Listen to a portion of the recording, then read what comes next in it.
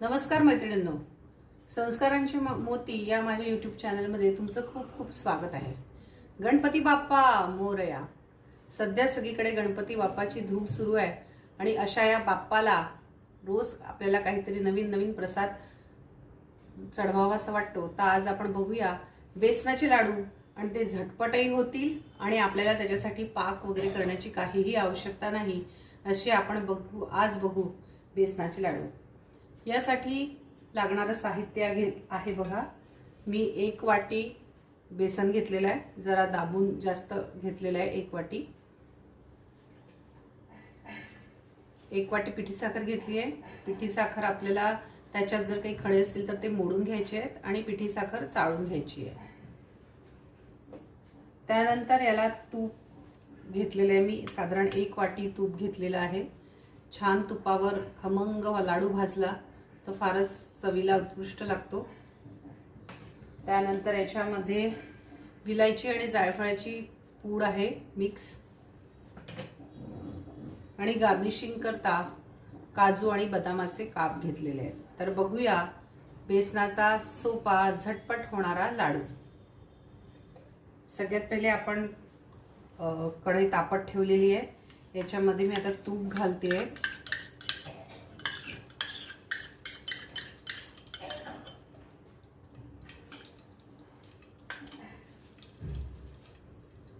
यातच आपण बेसन घालूया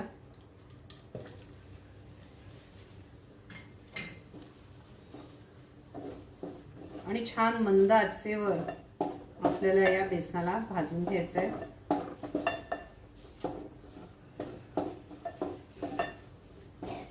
मैत्रिणींनो, तुम्हाला जर खूप जास्त वाटलं तर तुम्ही थोडंसं बेसन सुद्धा टाकू शकता, अगदी 1 चमचाभर।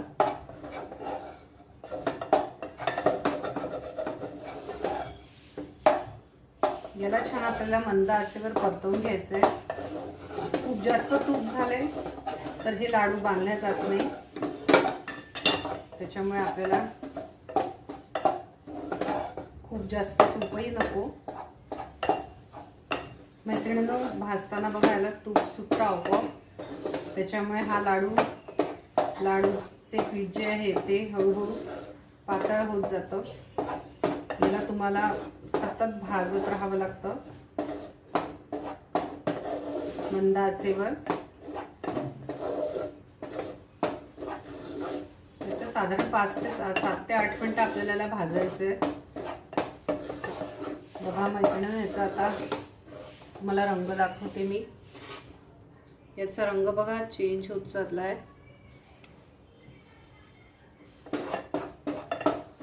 लाडवाचं पीठ जे आहे ते भाजून छानपैकी भाजून झालेलं आहे। मी गॅस पण बंद केलेला आहे।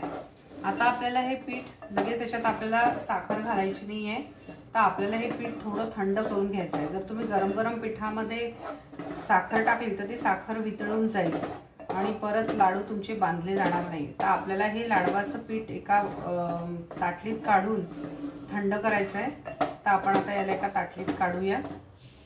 हे मी आता ताटलीत सगळं भाजलेलं पीठ जे आहे ते काढून घेतलेलं आहे। आता आपण याला थोडा वेळ थंड करू। अगदी थंड नाही, पण हलकंसं कोमट असताना आपण याच्यात साखर मिसळू। आता आपल्या गॅसचं काम संपलेलं, आता आपल्याला गॅसचं पुढे काहीही काम नाही, तर आपण याला आता थंड करायला ठेवू। तर मैत्रिणींनो, आपण हे जे पीठ भाजून घेतलं आहे तुपामध्ये ते मी थंड करायला ठेवलं होतं। आता हे छान थंड झालेलं आहे।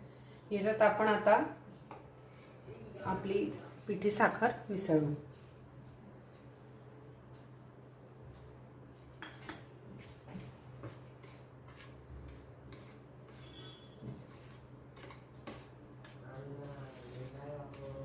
गरम असताना अजिबात मिसळायची नाही आहे, नाहीतर पिठी साखर वितळायला लागेल।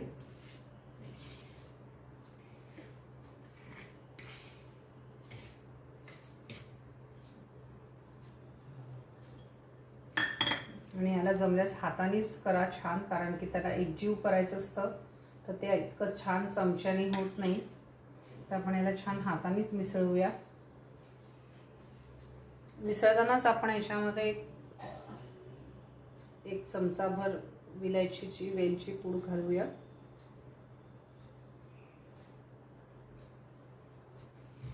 जसा हा थंड होत जाईल तसा तसा हा मग थिजत जातो. बघा छान असा गोळा तयार झालेला आहे आपला. पण यासाठी सगळ्यात महत्त्वाचं हेच आहे की तुमची जी साखर आहे त्याच्यामध्ये खडे नको. फारच छान असा गोळा तयार झालेला आहे, तुम्ही बघताय. याचे पण तुम्हाला हवे त्या आकारात तुम्ही याचे लाडू वळणं पण खूप सोपं असतं. आता जरी हे ढिले वाटत असले लाडू तरी याला तुम्ही जर फ्रीजमध्ये ठेवले तर हे छान पक्के होतात. तूप थिजल्यावर ते छान पक्के होतात.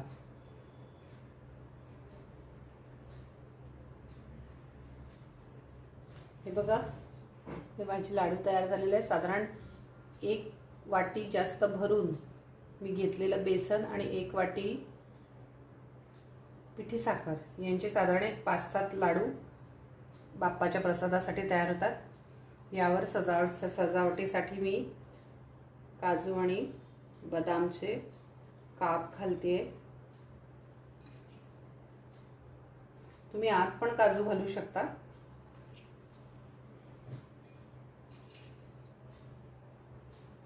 ते आपले बाप्पाच्या प्रसादासाठी लाडू तयार झालेले आहेत. आणि जर तुम्हाला लाडवाचा आकार गोल नसेल वाटत तर तुम्ही थोड्या वेळाला फ्रीज करू शकता.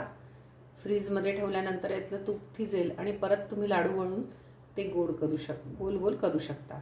तर असा माझा हा बाप्पाचा सोपा 10 मिनिटात होणारा बेसनाचा लाडू तयार आहे. तर तुम्हाला आवडले असल्यास नक्की लाईक, शेअर, सबस्क्राईब करा. गणपती बाप्पा मोरया. धन्यवाद.